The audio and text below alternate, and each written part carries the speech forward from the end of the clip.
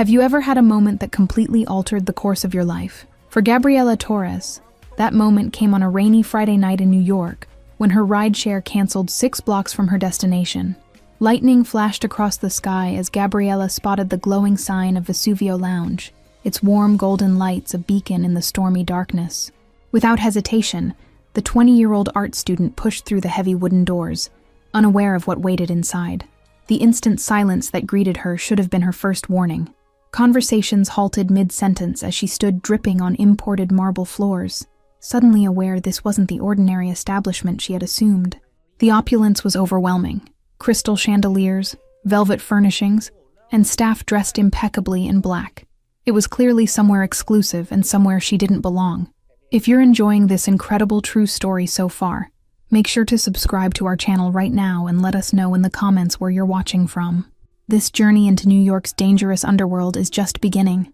It was then that Gabriela noticed him, a man seated alone at a corner table, watching her with an intensity that made her breath catch. At 28, Antonio Ricci commanded the room without speaking a word. His tailored black suit and confident posture marked him as someone of significance, his dark eyes assessing her with unmistakable interest. A nervous-looking manager approached him, whispering urgently. With a dismissive gesture that silenced the manager instantly, Antonio rose from his seat with the fluid grace of a predator. Gabriela's heart pounded as he approached, his movements unhurried yet purposeful. Standing before her, she noticed details that made her anxiety spike: the small scar above his right eyebrow, the expensive watch, and the subtle bulge of a concealed weapon.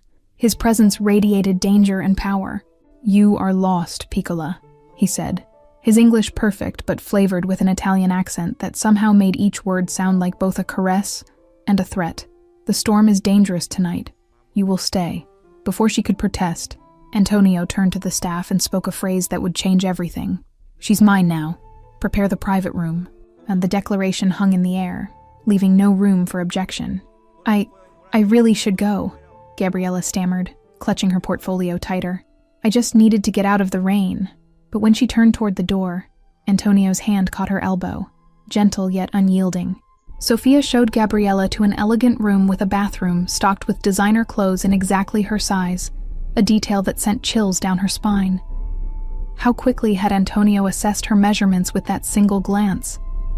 As she changed into a simple but clearly expensive black dress, she considered making a run for the service exit she'd spotted.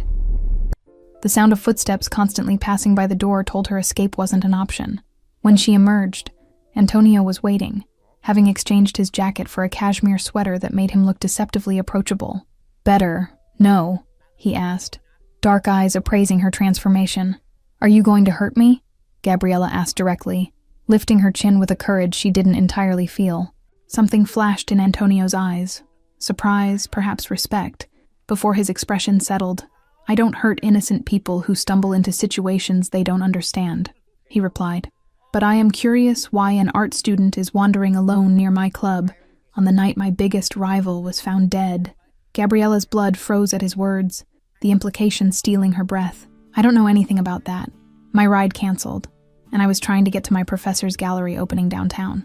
She showed him the invitation in her portfolio with trembling hands. "I'm nobody important. Just a student who got caught in the rain at the wrong place and the wrong time. Please just let me go." Antonio studied the invitation carefully, then looked at her sketches with unexpected interest. "You have talent," he said, tracing a finger over a cityscape she'd drawn. "You see beauty in this city's darkness." A knock at the door interrupted them, and a server entered with a tray of food and wine. Once they were alone again, Antonio gestured to the small table. "Eat. The storm won't pass for hours."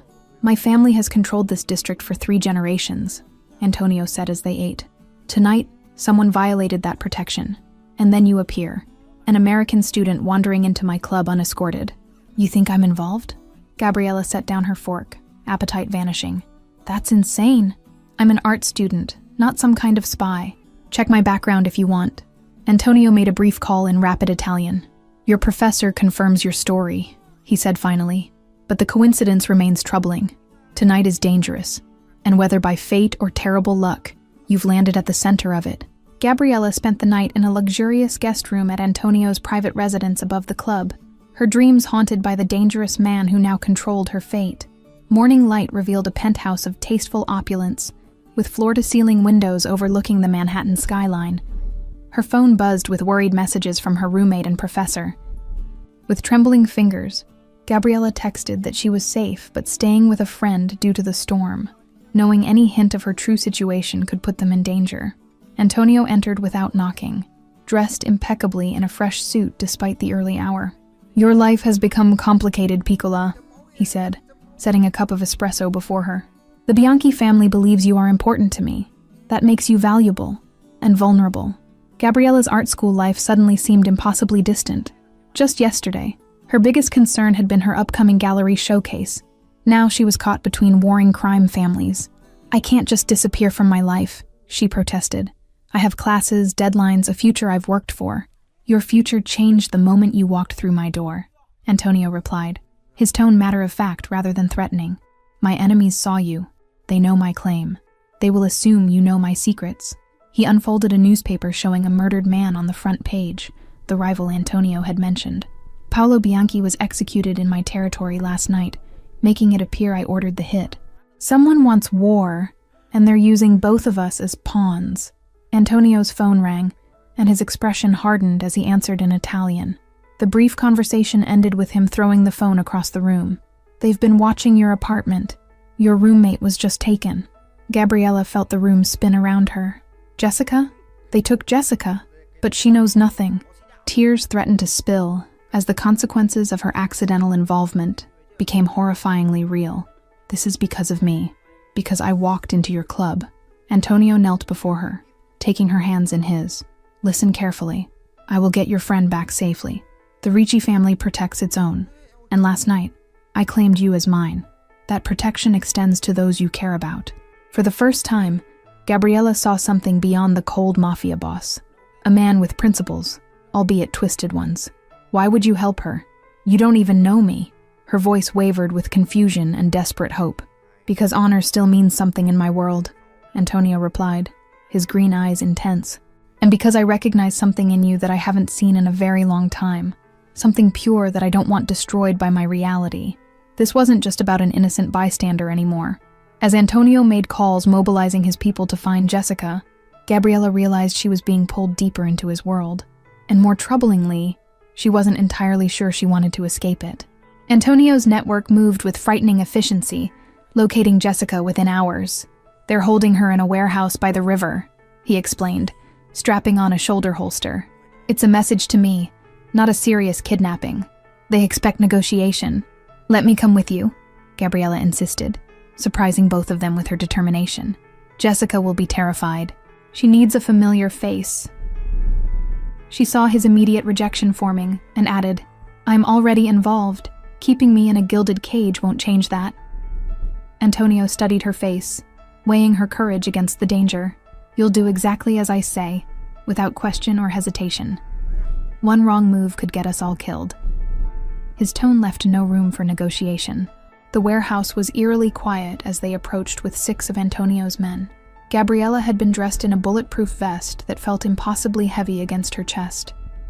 "Stay behind me," Antonio whispered, his hand warm against the small of her back. Inside, Jessica sat blindfolded on a chair, guarded by 2 men with automatic weapons. When Gabriella saw her friend's tear-streaked face, she nearly broke from Antonio's protection, before his grip tightened in warning. "Patience," he breathed against her ear. The negotiation unfolded in a mixture of English and Italian, tension crackling in the air. "You bring your new plaything to a business meeting, Antonio?" sneered the leader, a thin man with cold eyes. "How unprofessional. Your father would be disappointed." "My father taught me to rectify my mistakes," Antonio replied evenly. "The girl and her friend are innocent. This is between our families." Gabriella noticed how his accent thickened under stress, vowels elongating with suppressed rage. What happened next unfolded with terrifying speed. A nod from Antonio sent his men surging forward, while he pulled Gabriella to the floor behind a concrete pillar. Gunshots echoed through the warehouse as Jessica screamed through her gag. When silence fell, Antonio's men stood victorious. As Gabriella rushed to untie Jessica, she caught her friend's horrified expression. "What have you gotten involved with, Gabby?" Jessica whispered, staring at the blood spattering Gabriella's borrowed clothes. Back at Antonio's penthouse, Jessica had been safely escorted to her parents' home upstate with a cover story about food poisoning.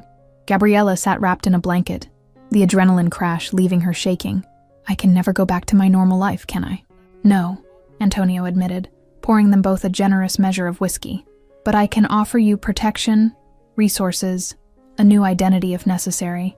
In return, I need your loyalty and your silence. His eyes held hers steadily. This is my offer, Gabriella. Take it or leave it. With that simple statement, Antonio laid out the devil's bargain before her. Safety, in exchange for entering his world completely. And if I refuse? She asked, already knowing the answer from the shadows in his eyes. 3 weeks passed in a strange new reality where Gabriella attended classes with Antonio's men, watching from discreet distances.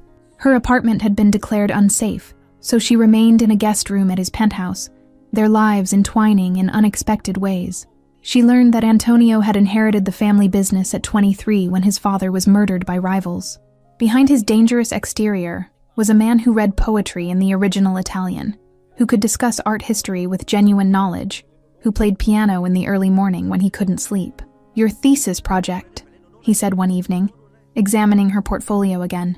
Why abandon buildings? Why capture decay instead of beauty? His question wasn't judgmental, but genuinely curious, as he traced the charcoal lines of her urban sketches. Gabriella found herself opening up to him in ways she never had with anyone else. I see beauty in broken things, she explained, moving closer to show him the details. These buildings were once someone's dream. Their abandonment tells a story about lost hopes and failed promises.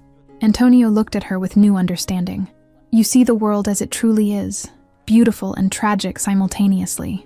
His hand brushed hers deliberately. That's rare, Gabriella. Most people choose to see only one or the other. The attraction between them had been building with each passing day, undeniable but unacknowledged. When his fingers intertwined with hers over the sketches, Gabriella felt electricity race up her arm. This is a terrible idea, she whispered, not pulling away. The worst, Antonio agreed, his voice low and rough as he closed the distance between them. His lips found hers with surprising gentleness, the kiss a question rather than a demand. When she responded, something broke loose inside both of them. Morning found them tangled in his sheets, the city awakening beyond the windows.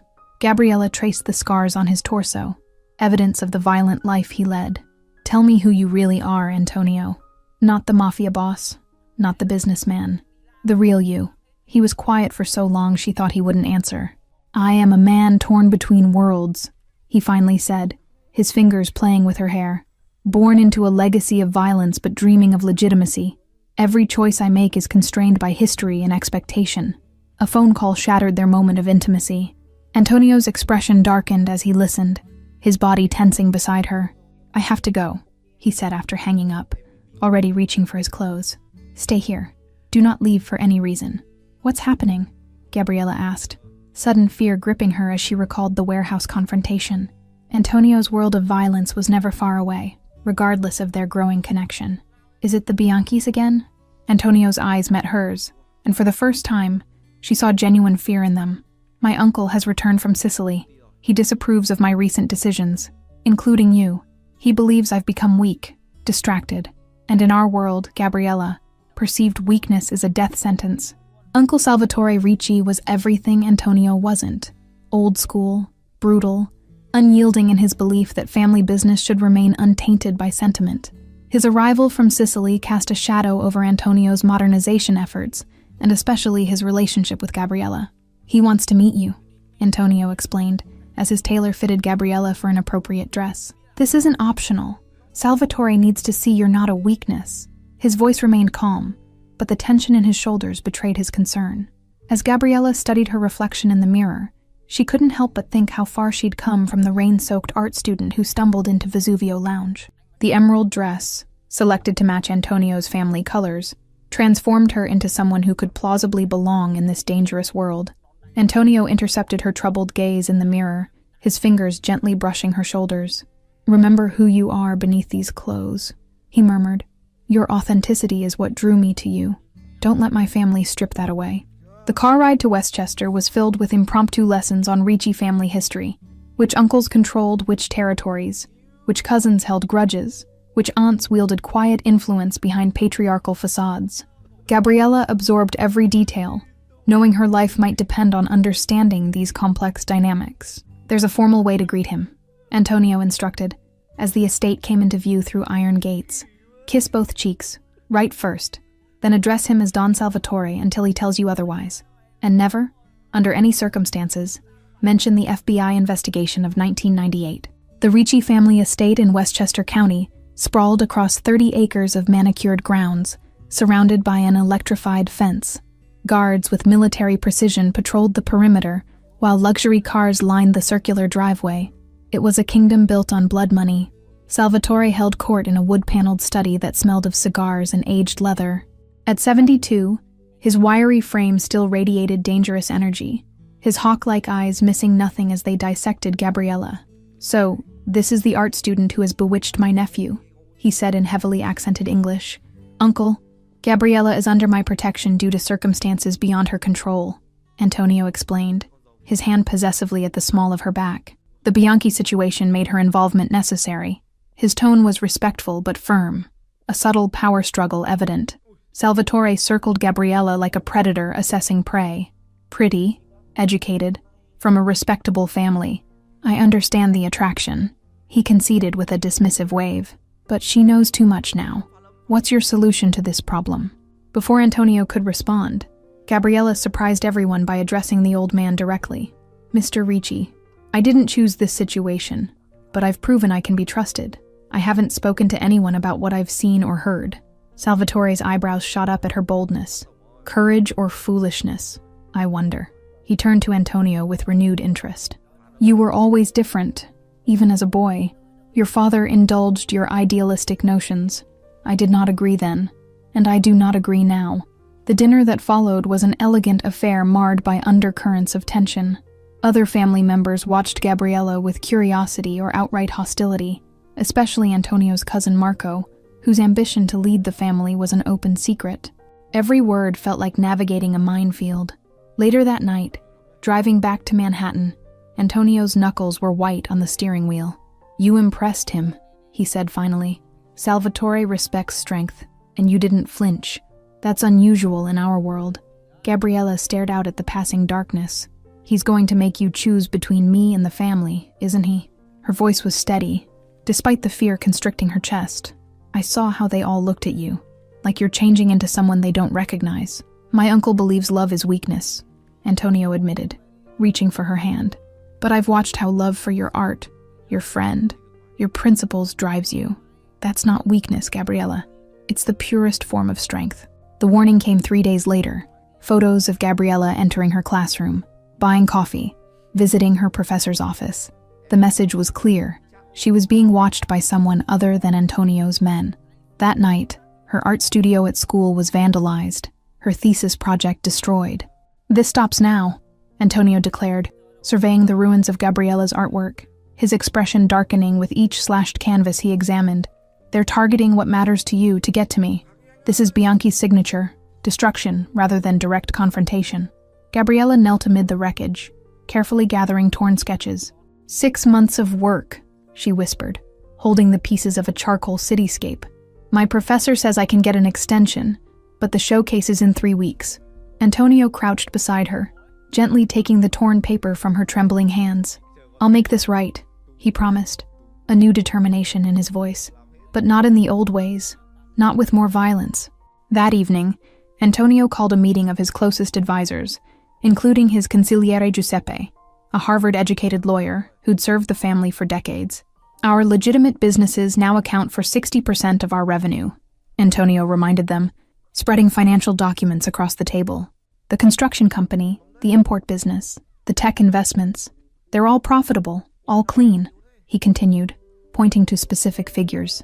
"We can complete the transition within 2 years if we accelerate the timeline." His plan was bold, transforming the Ricci empire into a fully legitimate enterprise. Giuseppe looked troubled. "Salvatore will never approve abandoning our traditional revenue streams, and the Bianchi family will see this as weakness, not evolution." The older man's concern was evident. "They're already making moves on our territory." Antonio unrolled architectural blueprints with the same precision he once used to plan territory expansions. Every floor will serve multiple purposes: exhibition spaces that transform into classrooms by day, community workshops that become performance venues at night. Maximum utility, maximum community benefit. Gabriella recognized Antonio's strategic brilliance applying itself to creation rather than control. "You're thinking about this like you would territory acquisition," she observed, not without admiration. "Except instead of taking over blocks with intimidation, you're revitalizing them with art and education." Giuseppe's weathered fingers traced the financial projections. "The tax benefits alone would offset initial investments within 5 years," he admitted reluctantly. "And the political goodwill is significant." The old consigliere was beginning to see Antonio's vision despite his reservations. "My father always said our true power came from community loyalty, not fear," Antonio reflected, his expression softening at the memory. "He believed the old ways would eventually destroy us. That sustainable power meant becoming indispensable to the community, not just feared by it.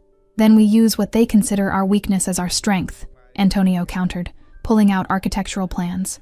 "The abandoned Crawford building downtown, we own it. It's been sitting empty for years because of zoning disputes." Gabriella recognized it immediately. A historic Art Deco structure she'd sketched multiple times for her thesis on urban renewal. "That building is architectural heritage," she said, examining the plans with growing excitement. "It could be transformed into gallery space, studios, community arts center." "Exactly," Antonio nodded, their minds in perfect sync. "We use our political connections for rezoning, our construction company for restoration, our legitimate funds for development. The Crawford Arts Center becomes our flagship legitimate project, and your thesis showcase becomes its inaugural exhibition." For the first time, Gabriella saw Antonio's business brilliance applied to something beautiful rather than brutal. This would transform that entire neighborhood, she realized, already visualizing the possibilities. Create jobs, revitalize the area, preserve architectural history. The following weeks passed in a whirlwind of activity. Antonio leveraged political connections to fast-track permits while Gabriella worked with renowned architects to preserve the building's character. Her professor was ecstatic about the real-world application of her theoretical work. Unknown to both of them, Salvatore watched these developments with growing concern. "He's risking everything for this girl and her art project," he complained to Marco. "The Bianchis are encroaching on our territories while Antonio plays developer." Marco saw his opportunity. The men are confused by his new direction. They respect Antonio, but they understand blood and territory, not art galleries and community renewal. His ambition was thinly veiled as family concern. Salvatore's decision was swift and merciless. Antonio would be removed from leadership, with Marco taking his place. For his own protection, the old man rationalized, until he remembers who he is and what this family requires. Betrayal came from within. Antonio and Gabriella were reviewing final preparations for the gallery opening when Giuseppe arrived unannounced, his expression grave. "Salvatore has called a family meeting tonight. Marco will be named acting head of the organization. They plan to send you to manage our interests in Miami, away from the girl." Antonio's face hardened as he absorbed the news. "My own uncle," he said quietly, the hurt evident beneath his controlled exterior. "After everything I've done to secure our family's future," his hands clenched into fists before deliberately relaxing. "They'll never let us be together," Gabriella realized, the dream they'd been building together threatening to shatter. "Your family will always see me as the outsider who changed you, who made you weak in their eyes." "Then perhaps it's time to redefine strength," Antonio replied, his mind already calculating possibilities. "Giuseppe, who remains loyal to me versus Salvatore? I need honest numbers." The consigliere listed names while Antonio nodded, forming a plan. The Crawford Arts Center opening was scheduled for the night before Salvatore's family meeting, a timing coincidence that Antonio decided to use to his advantage. New York's elite had been invited: influential politicians, legitimate business leaders, prominent artists, and major media. "We make our stand publicly," Antonio explained to Gabriella as they prepared for the gala, "where they can't touch us without destroying everything the family has built." His strategy was bold, leveraging public visibility as protection. The transformed building exceeded even their ambitious vision. Soaring ceilings, restored detailing, and state-of-the-art gallery spaces created a venue unlike any other in the city. Gabriella's exhibition, Beauty from Broken Things, occupied the central gallery. As Gabriella adjusted Antonio's bow tie in their penthouse, a news alert flashed across the television. The FBI had arrested 3 Bianchi captains in a major sting operation. Convenient timing, she remarked, meeting Antonio's gaze in silent question. His subtle smile revealed nothing, yet everything. The mayor arrived early, eager to associate himself with the urban renewal project, transforming a previously neglected neighborhood. "My office has been following your work closely, Mr. Ricci," he said, cameras flashing around them. "This is exactly the kind of private investment our city needs." Journalists circled Gabriella like sharks, fascinated by the unknown artist suddenly at the center of New York's most exclusive social event. "My work explores the potential for beauty within abandoned spaces," she explained, the months of preparation evident in her poised responses. "Everything broken contains the possibility of rebirth." Antonio watched her with undisguised pride, seeing not just the woman he loved, but a powerful ally who brought legitimacy to his vision. When his phone vibrated with a message from Giuseppe, Salvatore bringing reinforcements, his confidence didn't waver. Their love had survived bullets and betrayal. It could weather one more storm. As guests arrived in evening wear and limousines, news cameras captured every moment of the star-studded event. Antonio worked the room masterfully, introducing Gabriella as both the artistic director and his fiancée, an announcement that sent immediate ripples through both the social and criminal underworlds. Salvatore and Marco arrived uninvited midway through the evening, their expressions thunderous as they witnessed Antonio's public declaration of a future they hadn't sanctioned. The old man pulled his nephew aside, hissing threats that died in his throat as he realized how many witnesses surrounded them. "This is the future of our family," Antonio stated calmly, gesturing to the gathered elite, the legitimate business connections, the positive media attention. "Not territory wars and old vendettas. I'm offering our people prosperity without prison sentences, respectability without blood." The confrontation between old and new reached its climax as Gabriella unveiled her centerpiece, a massive installation representing the Ricci family history, reimagined as urban renewal, destruction transformed into creation. The symbolism wasn't subtle, and Salvatore understood its message immediately. In that moment, surrounded by applause and cameras, the old man recognized the impossible had occurred. His nephew had found strength in love rather than fear. Antonio had transformed their legacy, while honoring its core values of family, respect, and power. Thank you for following our story of forbidden love and redemption. If you enjoyed Antonio and Gabriella's journey from danger to destiny, don't forget to like, subscribe, and share this video. Your support means everything and helps us continue bringing you these incredible true stories of love against all odds. А все равно, сути дела не меняет, зарплата плюс-минус везде там, больше, чуть меньше. И, наверное, это все, вот эта общая ситуация, наверное, у многих привела, во-первых, сфера развлечений, да, всякие там кредиты и так далее, настолько загоняют каждого в задницу человека. И об этом на самом деле никто так-то не говорит.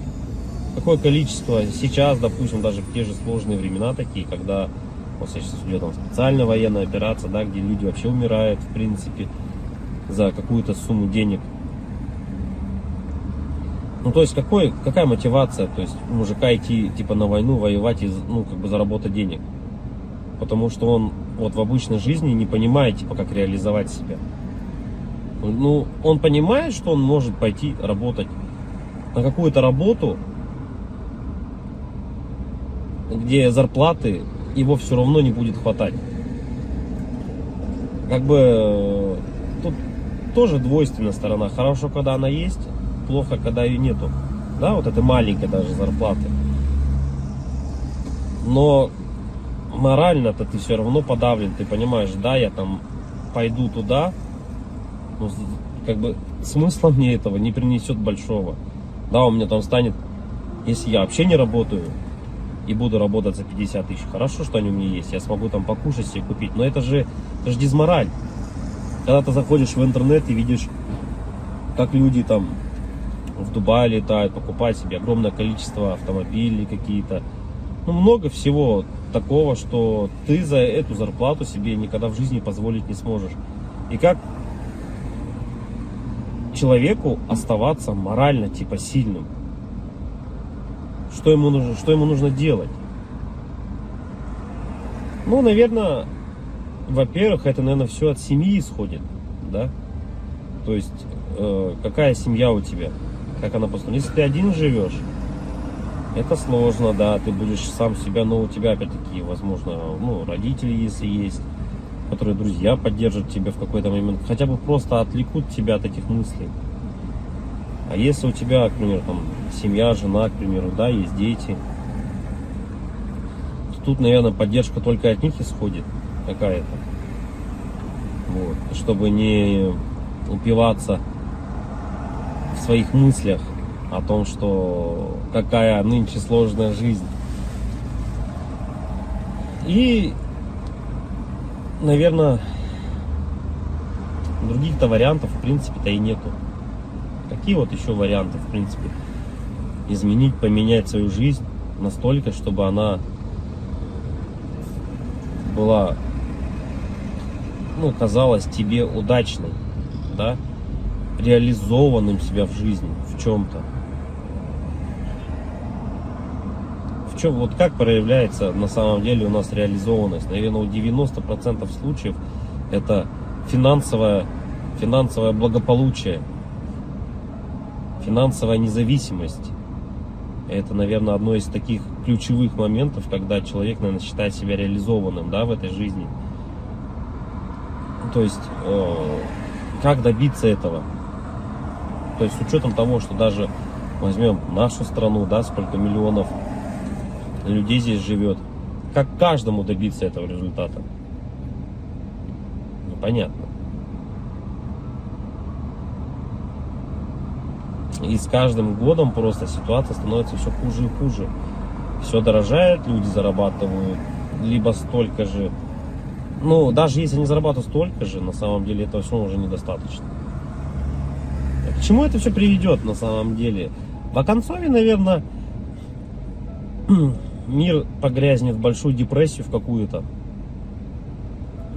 Какие-то войны, возможно, или еще что-то еще больше глобальных таких вещей, которые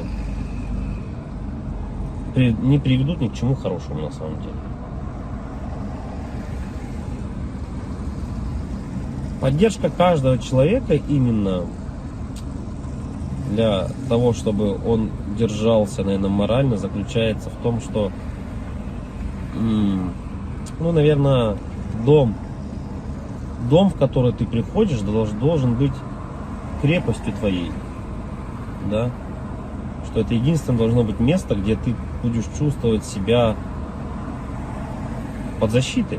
Для этого было придумано, наверное, своя пещера изначально, потом свои какие-то чумы, палатки различные, да, потом все это превратилось. На данный момент это у нас дома, квартиры, в которые мы приходим и должны ощущать себя в безопасности, чтобы можно быть немного морально расслабленным с учетом того, что ты выходишь каждый день на работу, на улицу, и все равно давление вот это вот, оно все присутствует. Когда ты заходишь в магазин, видишь цены эти, да, и так далее, не можешь себе что-то там приобрести, позволить на ежедневной основе, это откладывает большой, наверное, отпечаток.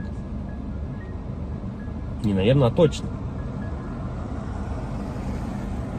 И поэтому, когда возвращаясь домой, ты чувствуешь, вот хотя бы есть типа уголок того места, куда ты можешь прийти.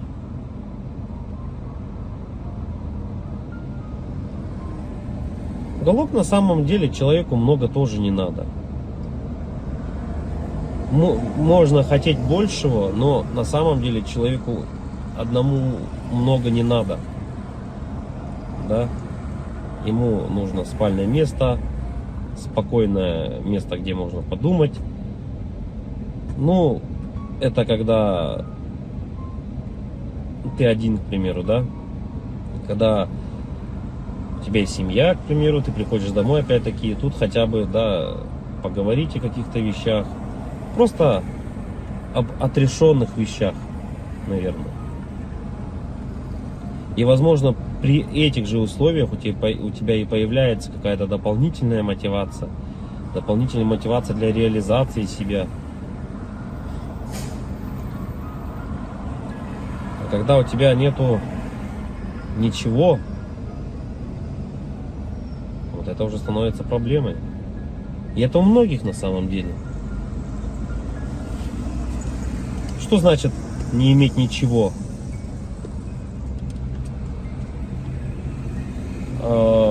Тут, наверное,